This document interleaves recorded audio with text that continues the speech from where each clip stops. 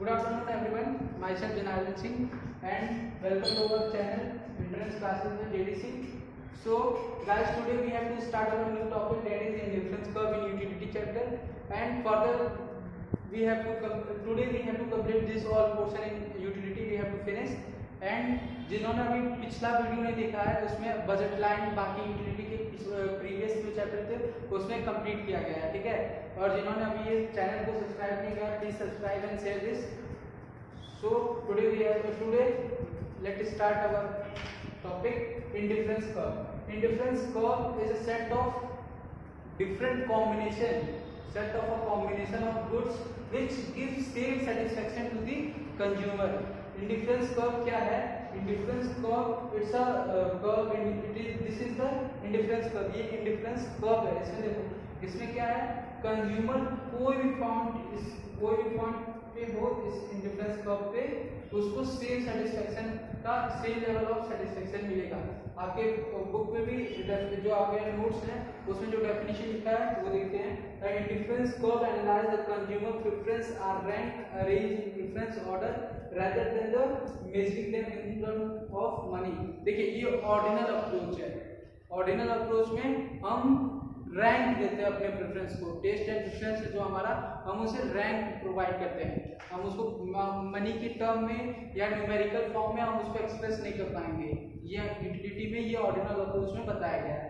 तो so guys देखिए indifference curve is a curve which represent all those combination of goods which give same satisfaction to the consumer। जो भी combination है ये दो point का, दो गुड्स का कॉम्बिनेशन है। देखिए ये गुड्स x है, गुड्स x और ये गुड्स y, ठीक है। ये दो गुड्स हमारे ये दो कॉम्बिनेशन है, a एंड b की बात करते हैं हम। तो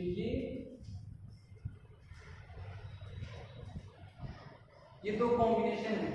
इस लेवल पे देखिए ए पॉइंट पे क्या हो रहा है, इंडिफरेंस कर्व में ए पॉइंट पे क्या हो रहा है, इतने यूनिट हमारा गुड्स एक्स हो रहा है और इतना गुड्स वाई, मतलब गुड्स ए की क्वांटिटी ज्यादा है, गुड्स वाई की कम। देखो और फिर जैसे ही हम बी पॉइंट पे पहुंचते हैं तो हमें कुछ लेवल ऑफ सेटिस्फेक्शन मिला होगा इस पे, पर जैसे ही हम बी पॉइंट पे आते हैं तो x की बस इतनी क्वांटिटी होती है और y की क्वांटिटी पूरी बढ़ जाती है। पहले तो हम y पे यहाँ पे थे, गुड्स y पे, अब हम गुड्स y ज्यादा खरीद रहे हैं, गुड्स x जो पहले जाते इतना था अब वो कम हो घट के इतना हो गया। तो अब इसमें एक चीज नोटिस करने वाली बात है कि ये एक इक्वल रेशियो में होता है। जितना हम यहाँ यूज मतलब यहाँ कम करते हैं उतना दूसरे गुड्स में बढ़ जाता है। दो गुड्स है तो पहले गुड्स में जितना बढ़ेगा उतने दूसरे में कम होगा, तो ये रेशियो चल रहा रहता है, इक्वल रेशियो। जितना इसमें कम हुआ, जितना गुड्स x में इसकी क्वांटिटी कम हुई उतना ही गुड्स y में इसकी क्वांटिटी बढ़ गई। तो इसीलिए इंडिफरेंस कर्व में ये कहा जाता है कि इंडिफरेंस कर्व में एक कंज्यूमर है तो किसी भी पॉइंट पे चले जाए तो उसको हमेशा सेम लेवल ऑफ सेटिस्फेक्शन होता है। जो उसकी यूटिलिटी होती है वो सेम होती है, इक्वल होती है। तो ये था यूटिलिटी का आईसी कर्व का कॉन्सेप्ट। आपके जो नोट्स दिए हुए हैं उसमें वो क्या कहते हैं, एक शेड्यूल दिया हुआ है और एक ग्राफिकल रिप्रेजेंटेशन। मैंने ग्राफिकल रिप्रेजेंटेशन बता दिए, उसमें ये ज्यादा कोई खास की बात नहीं, वो नॉर्मल टेबल दिया हुआ शेड्यूल है। तो ये मेन था, इंडिफरेंस कर्व मेन था।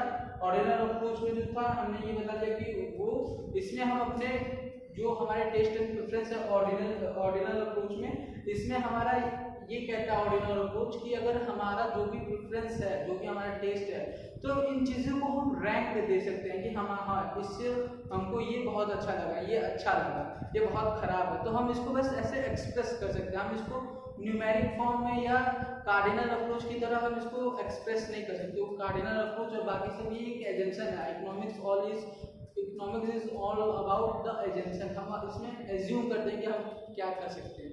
तो ये चीज एजम्पशन की बात थी। तो ये जो ऑर्डिनल अप्रोच है हमारा, ये रियल में अप्लाई होता है, रियलिटी है। और जो कार्डिनल अप्रोच था ये एजम्पशन है, ये ठीक है। ये मेन डिफरेंस था, इंडिफरेंस कब हो गया। अब आते हैं इंडिफरेंस मैप पे। इंडिफरेंस मैप क्या है? और set of indifference curve is called the indifference curve है, IC1 है, ऐसे ही एक और IC2 आ गया, IC3 आ गया, ये था set of indifference curve is known as indifference map. ये हमारा इंडिफरेंस मैप है। अब एक और नया टॉपिक, इसका फर्दर टॉपिक है मार्जिनल रेट ऑफ सब्स्टिट्यूशन। इसमें क्या है ये देखिए,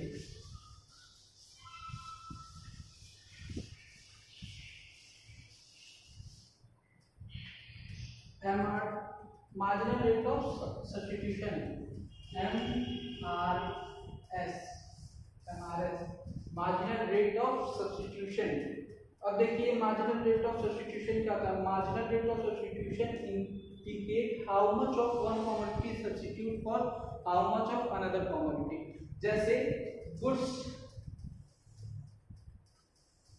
ठीक है, ये इंडिफरेंस में एमआरएस का रिप्रेजेंटेशन हो पाएगा।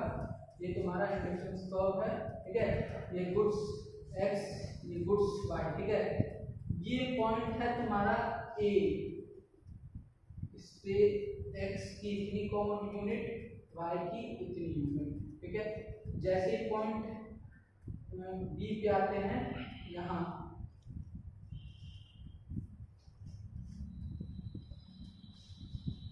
Point B,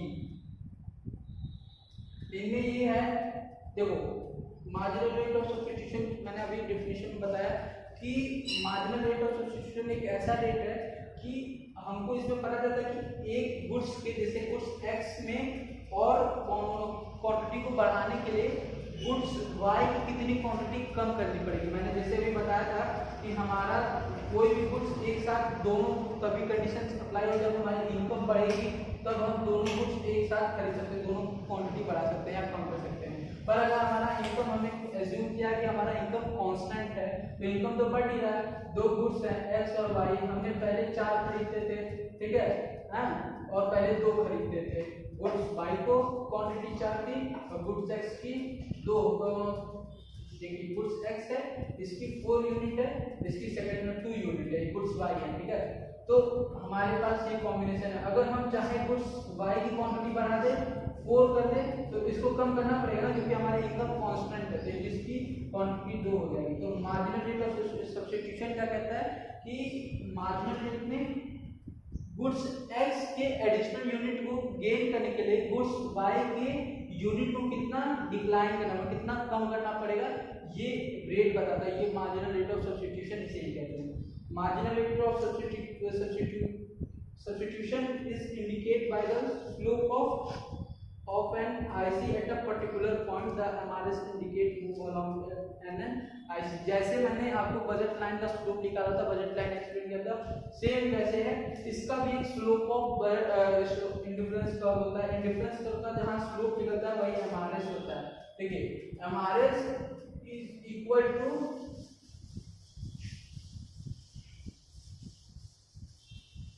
slope of indifference curve है, स्लोप ऑफ इंडिफरेंस कर्व का क्या है,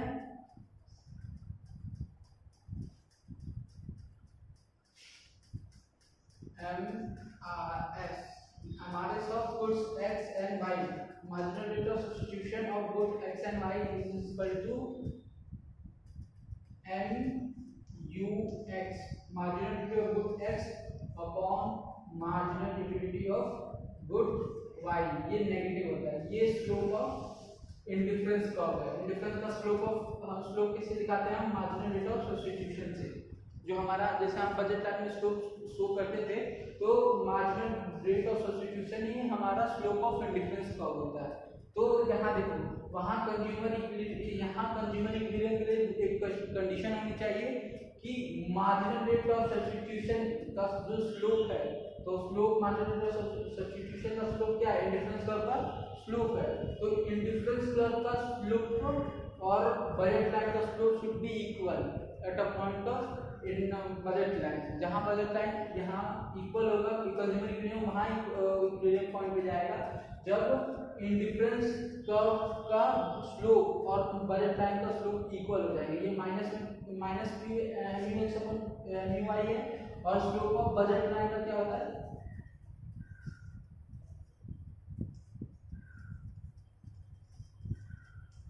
minus p x upon p y, ठीक है। ये स्लोप ऑफ दो, ये कंडीशन ये वाली अप्लाई हो जाएगी, minus p x upon p y, ये माइनस से ये माइनस कर दिया, तो ये सिचुएशन है, तो ये कंज्यूमर इक्विलिब्रियम का सिचुएशन है, ठीक है। एमआरएस भी कंप्लीट हो गया। चलिए अब इसकी प्रॉपर्टीज बता देते हैं। इंडिफरेंस कर्व का प्रॉपर्टीज क्या है पहले। प्रॉपर्टी ये डाउनवर्ड स्लोपिंग होता है, क्योंकि मैं तो डायग्राम बना के उसका प्रॉपर्टी एक्सप्लेन कर देता हूँ जो आपको समझने में इजी रहेगा।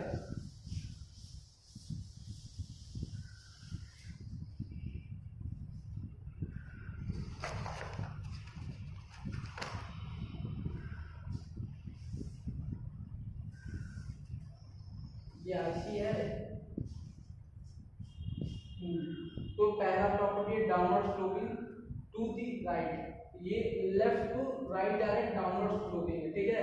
पहला इंडिफरेंस का पता कॉन्वेक्स टू दी ओरिजिन, ये देखो इसका जो सिंबल है ये ओरिजिन की कॉन्वेक्स साइड है, कॉन्वेक्स है, ये कॉन्वेक्स टू दी ओरिजिन है, सेकंड प्रॉपर्टी है इसकी। थर्ड प्रॉपर्टी है all the point on the same IC same satisfaction, ये पॉइंट ए जितना सेटिस्फैक्शन देगा वो बी के इक्वल होगा। इस पॉइंट पे भी जो भी सेटिस्फैक्शन कंज्यूमर ए पॉइंट पे गेन कर रहा है उतना ही सेटिस्फैक्शन कंज्यूमर बी पे, क्योंकि जितना ये यहाँ कम करेगा इतना यहाँ बढ़ जाएगा, तो जो लेवल ऑफ सेटिस्फैक्शन है वो नहीं चेंज होता है, टीयू नहीं चेंज होगी, ठीक है। तो ये चीज है कि हमारा इस पॉइंट पे भी इस पॉइंट में सेटिस्फैक्शन लेवल सेम रहेगा, ये कंज्यूमर इंडिफरेंस कर्व की प्रॉपर्टीज है। और आते हैं higher level of satisfaction, higher level of IC curve with higher level of satisfaction. अब देखिए जैसे इस पॉइंट पे ए कंज्यूमर ए बी पे ये है, अब जैसे इससे बड़ा एक आईसी कर्व है IC2, ठीक है। इस पॉइंट पे सी है और ये डी है, सी डी, ठीक है। सी पे इतना यूनिट कंज्यूम हो रहा है, ये ऐसे, तो इस पे हायर लेवल बढ़ गया और इसकी जो सेटिस्फैक्शन लेवल है ये ऐसे बढ़ेगी। जब जितना बड़ा इंडिफरेंस कर्व होगा, जो सबसे ऊपर वाला इंडिफरेंस कर्व होगा वो सबसे ज्यादा सेटिस्फैक्शन देगा। ये इसका था नॉन इंटरसेक्टिंग, ये कहीं भी आगे जाके इंटरसेक्ट नहीं होगा, दो आईसी कर्व कभी भी इंडिफरेंस आईसी कर्व कभी भी इंटरसेक्ट नहीं होते हैं, ये इसकी लास्ट प्रॉपर्टीज है। अब बजट लाइन इसके आगे है जो मैंने आपको पहले एक्सप्लेन अच्छे से कर दिया था। अब आते हैं कंज्यूमर इक्विलिब्रियम का पूरा सिचुएशन पढ़ेंगे, कंज्यूमर इक्विलिब्रियम कैसा है ऑर्डिनल अप्रोच में। हमें कार्डिनल अप्रोच में तो कंज्यूमर इक्विलिब्रियम पढ़ लिया था, अब ऑर्डिनल अप्रोच में पढ़ते हैं डायग्राम के साथ।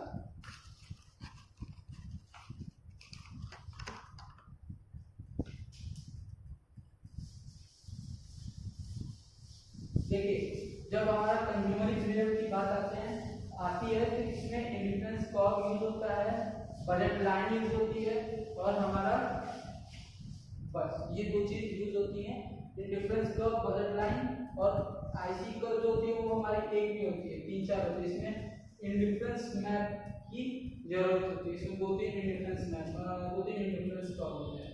जैसे ये आपका IC1 IC2 IC3, ये थ्री इंडिफरेंस कर्व है। और यहाँ से मैं बजट लाइन एक ड्रॉ कर देता हूँ जो इसको टेंजेंट करके जाएगी,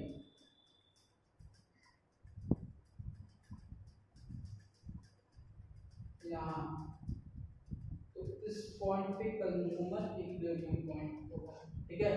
ये इंडिफरेंस कर्व, ये भी हमारा बजट लाइन। अब समझते हैं इंडिफरेंस कर्व, ये goods x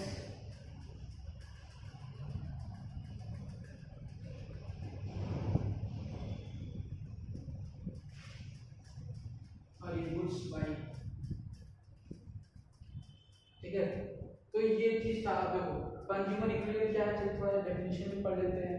consumer higher indifference curve shows a higher level of satisfaction than a lower one, so to maximize its satisfaction the consumer will try to reach the higher possible IC curve.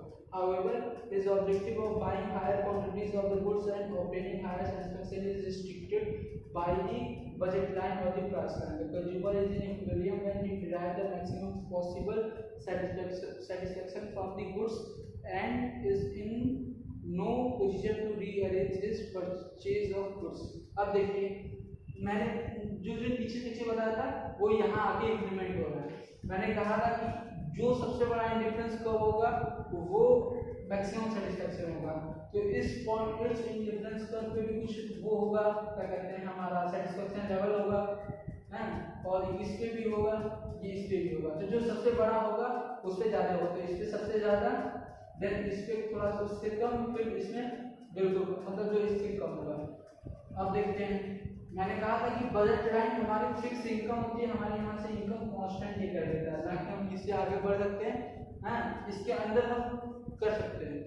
तो देखो budget line में ये एक ऐसा combination है, ये एक ऐसा पॉइंट है, इस पे इतने लेवल पे, इस लेवल पे हमारा जो इनकम है, इस लेवल के इनकम पे हम इतने इतना जो गुड्स हमें सेटिस्फेक्शन दे सके उस गुड्स को हम कंज्यूम कर सकते हैं दोनों कमोडिटी का। तो ये एक ऐसा पॉइंट है जिसमें हमारा जो इनकम है, जितना इनकम है उसमें से दोनों गुड्स को इस एक ऐसे तरीके में लिए कि हायर लेवल ऑफ सेटिस्फेक्शन हमको मिल रहा है।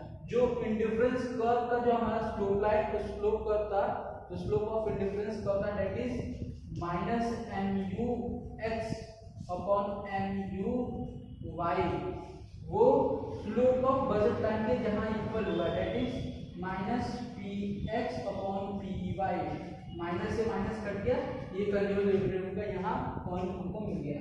तो ये एक ऐसा पॉइंट है। अब देखो अगर हमारा बजट लाइन इनकम भी जाती, इस पॉइंट पे अगर हम बात करें, इस पॉइंट पे क्या हो रहा है, तो इस पॉइंट में हमारा अंडर यूटिलाइजेशन ऑफ इनकम, हमारी इनकम पैसा तो हमारे पास है पर हम यहाँ सेटिस्फेक्शन कम पा रहे हैं, इनकम भी हमारे पास पैसा है कि हम इसको बढ़ा सकते हैं, अगर हमारा यहाँ पर तो हम यहाँ से यहाँ आ सकते हैं क्योंकि हमारे पास इनकम है ना।